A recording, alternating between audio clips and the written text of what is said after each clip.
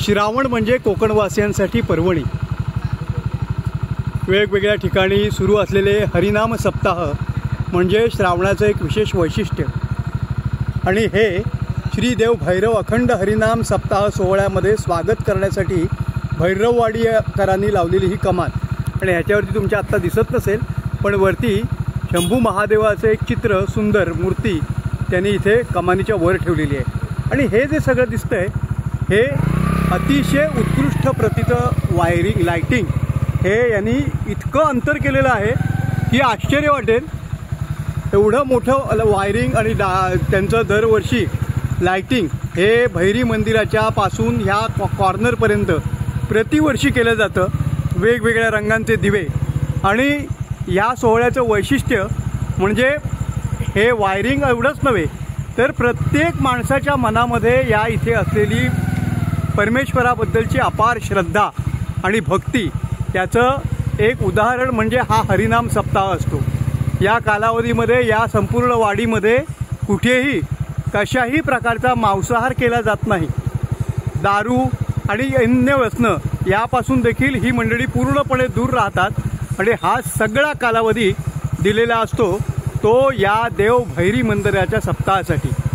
आता अखंड हरिनाम सप्ताह म्हणजे दिवसाचे 24ही तास हे मंदिरामध्ये हरिनाम संकीर्तन हे चालू असतं. आणि हे आहे, आपण आलोय आता भैरी मंदिरापाशी. आता मी तुम्हाला भैरी मंदिरामध्ये ही त्यांनी काय सजावट केलेली आहे आणि काय काय तयारी केलेली आहे ती जरा मी तुम्हाला दाखवतो. ही दीपमाळ आहे आणि ही सुद्धा दिव्यांनी ही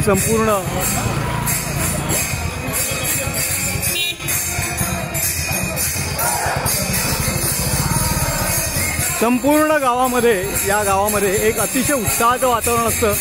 सगळे भेदाभेद अमंगळ अशा प्रकारचं वातावरण असतं. आणि सर्व समाज हा एकत्र येऊन हा भैरीचा सप्ताह साजरा करत असतो.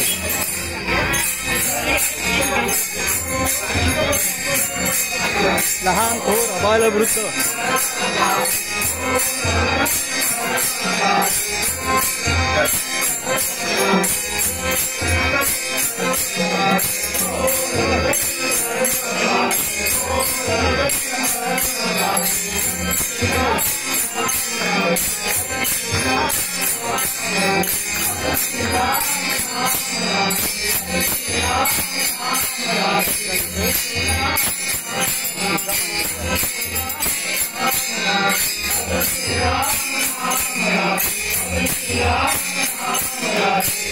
आणि या गावाचे हे आराध्य दैवत श्री भैरी